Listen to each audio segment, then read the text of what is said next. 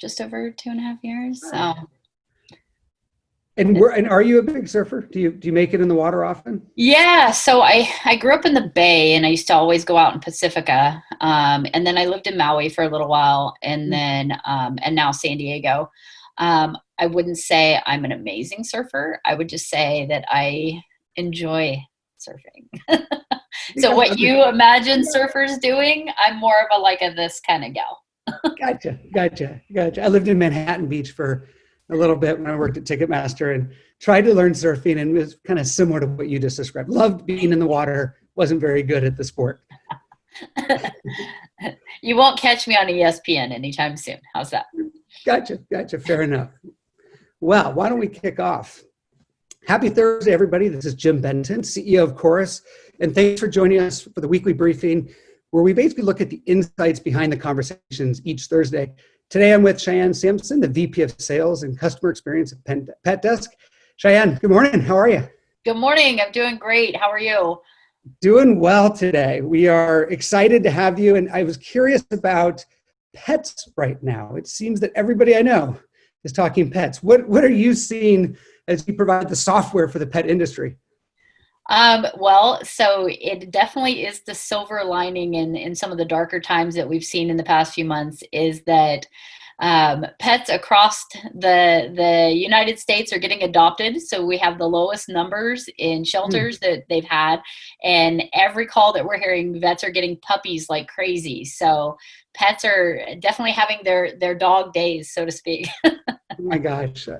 Well, I see it amongst our friends. It's just, I guess if you're home, it's wonderful. This is good for everybody. It's And amazing. Jen, tell me a little bit as we jump into talking about coaching today about your team and experiences around coaching.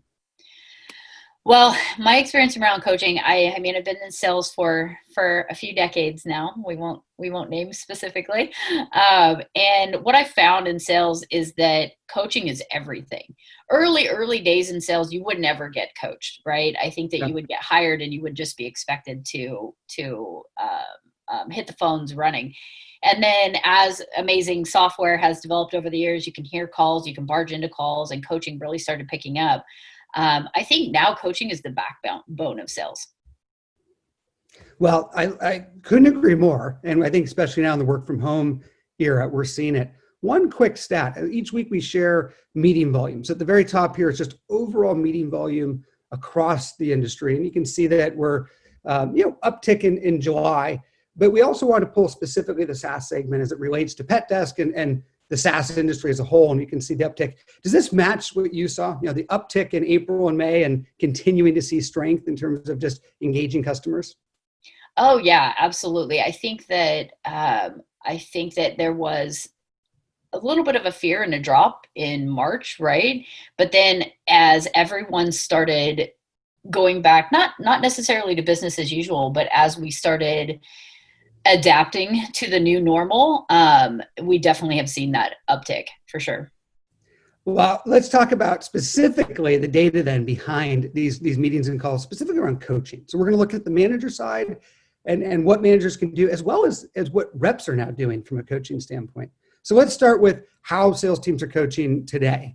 And one of the first data points that we're looking at is the median coaching actions. And I think the question really is, with the uptick that we saw in coaching, in managers taking more coaching actions, this is reviewing calls and commenting and reviewing scorecards.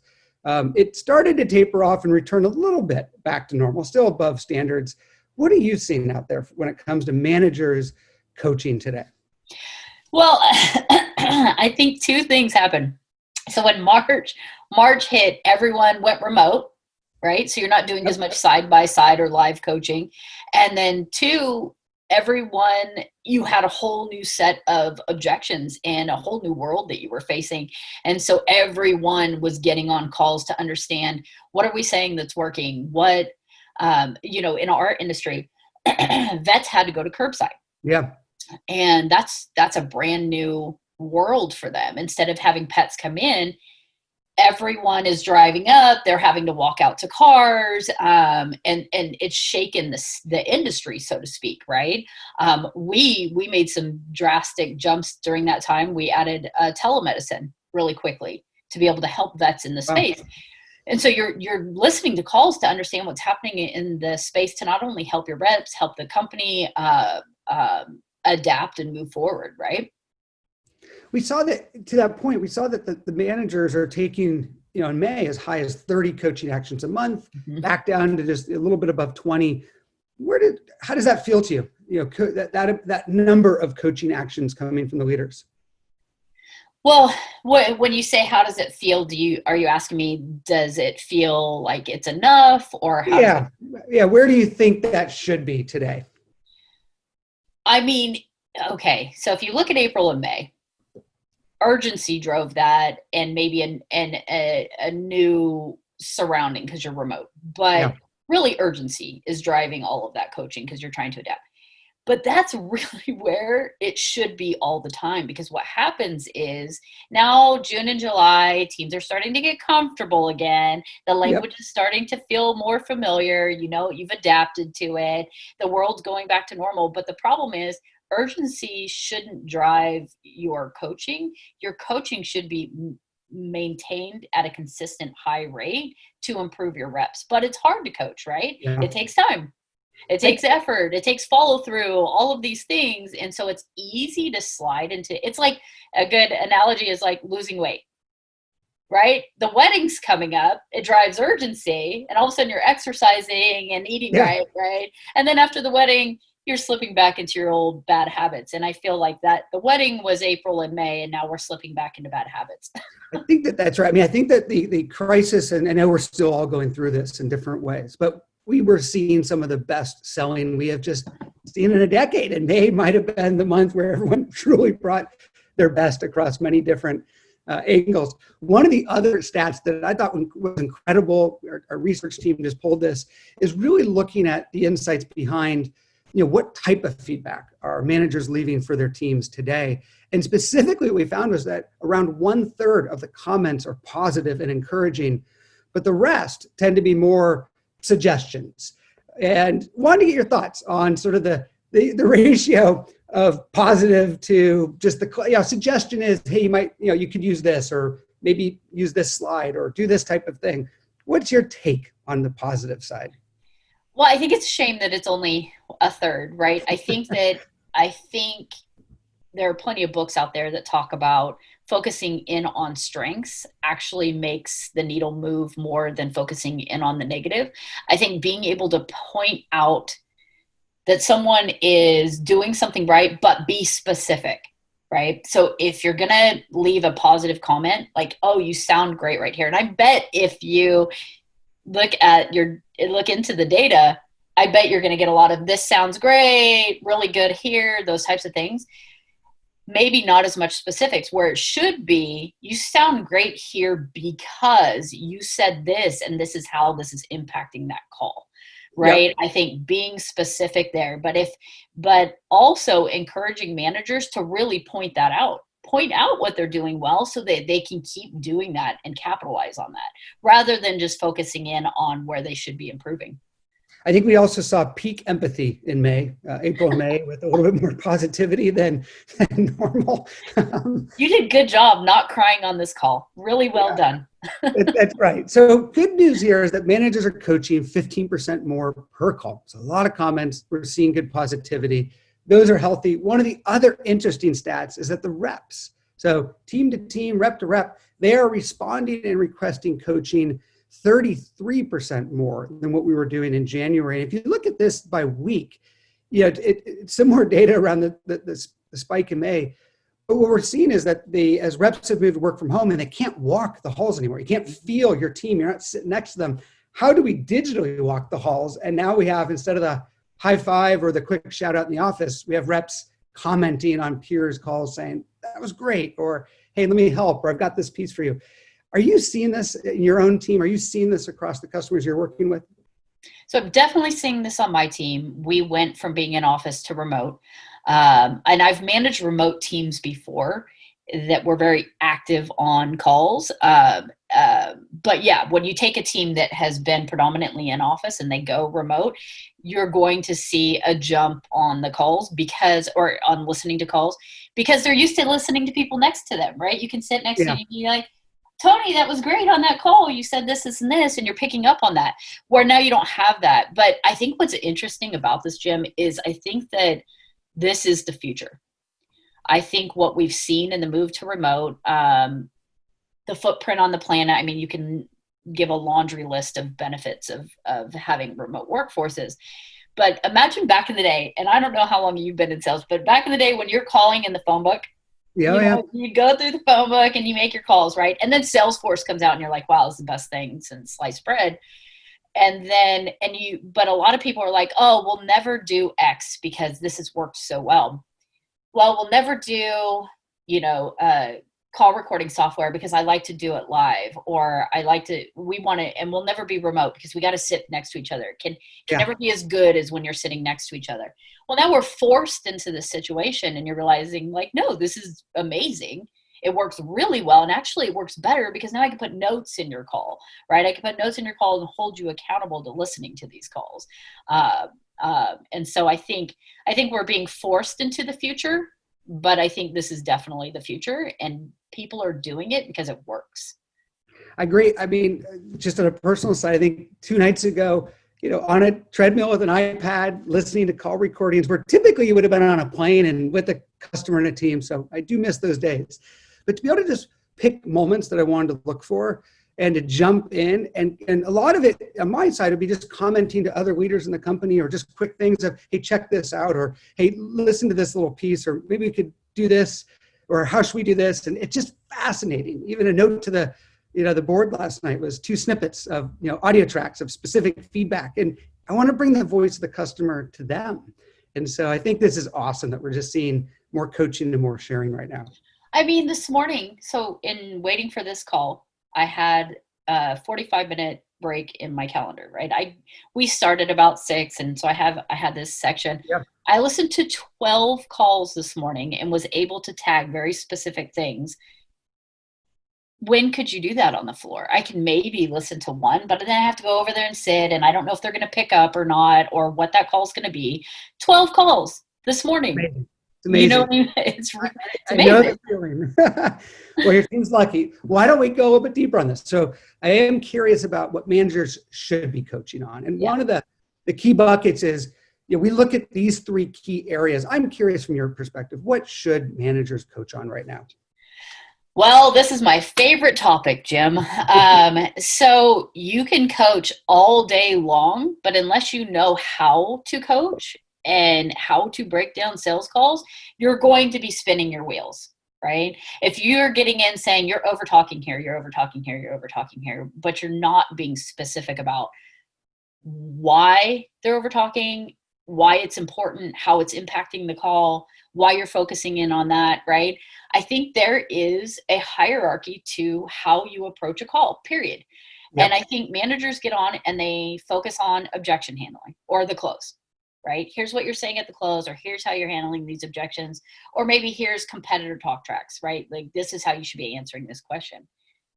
When there are deal killers happening and they're not even honing in on that, and there's a way to approach a call, the very first thing that you need to tackle on a call is how they sound.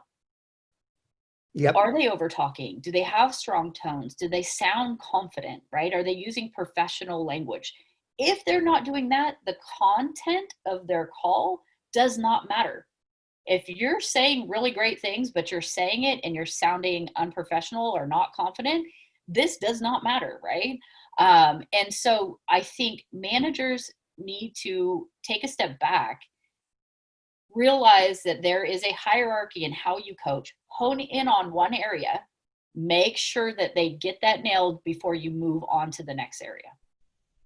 I think it's right. I think that the basics of the conversational skills, which are the table stakes, but even looking at the monologue time, or I'll even look at my own. What percentage of the time was I talking? What is the speech rate? How much patience did I have? These are some of the things that are interesting, but they do start to get in your head about making sure that we balance this. But I love when we get deeper into the replicating what's best, just knowing what moves a deal forward and how we start to find those moments and comment and share that and get that to the rest of the team as much as possible. But it's crazy because you can see, I mean, you have a visual representation of how good the call is, just by seeing the exchange rate of communication in the talk.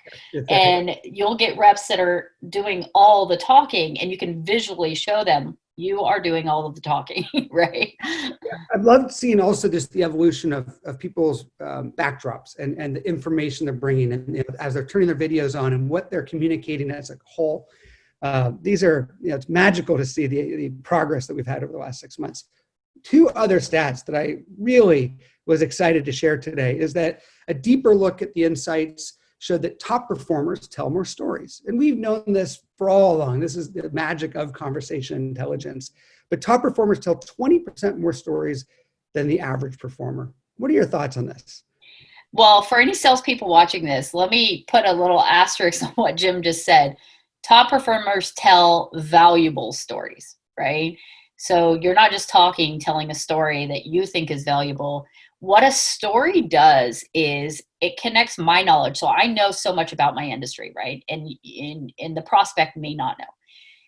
I know so much about my industry. I'm speaking in my industry language. I believe that you're listening, and I believe that we're on the same page. But what a story actually does, if I can tell you a story that resonates with you, it connects my knowledge to your value. And it makes you feel something, and people buy because of how we make them feel. And so, for example, if I'm selling you, let's talk about PetDesk, right? In the veterinarian space, they're very, I want to say old school a little bit, right? They're very used to doing things. A lot of them still do things on paper. And we're coming in with software. Well, that's two totally different worlds. We're talking software. They're used to paper. So now we have to tell a story that bridges that gap, right?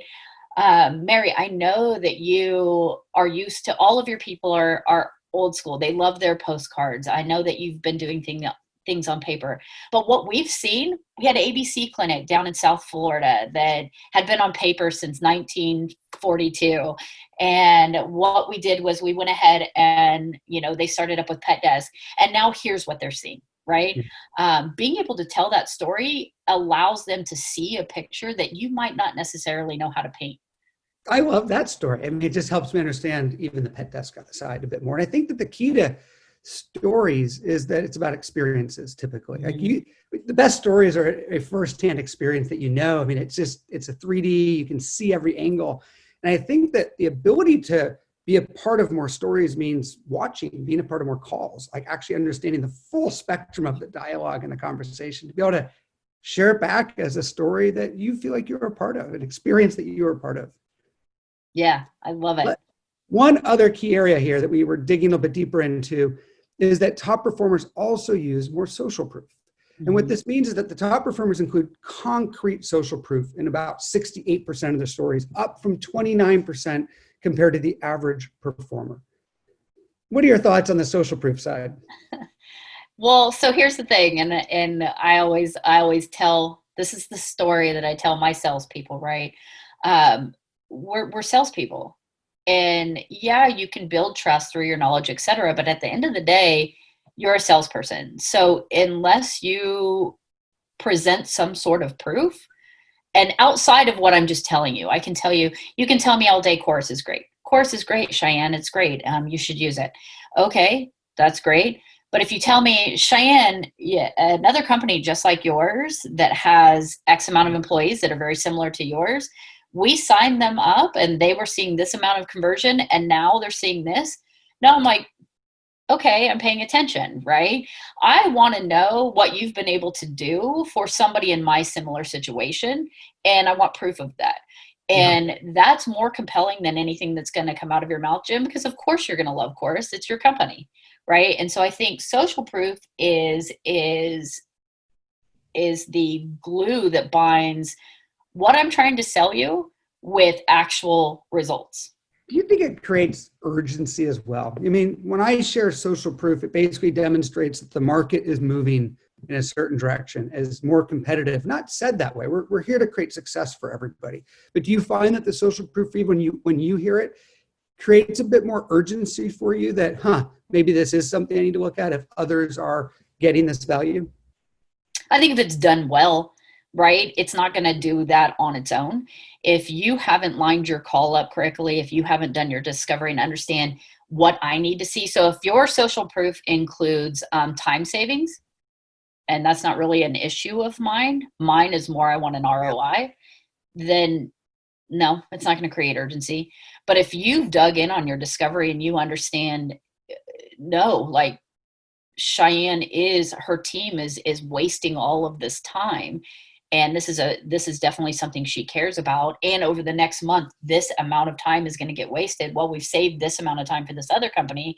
Now I have urgency. So I think there's a caveat to everything we're talking about, Jim, today, is that yes, these things work, but they have to be done correctly, and how they're done correctly is the manager becoming an expert first and learning on their, are holding themselves accountable to being able to teach this, right?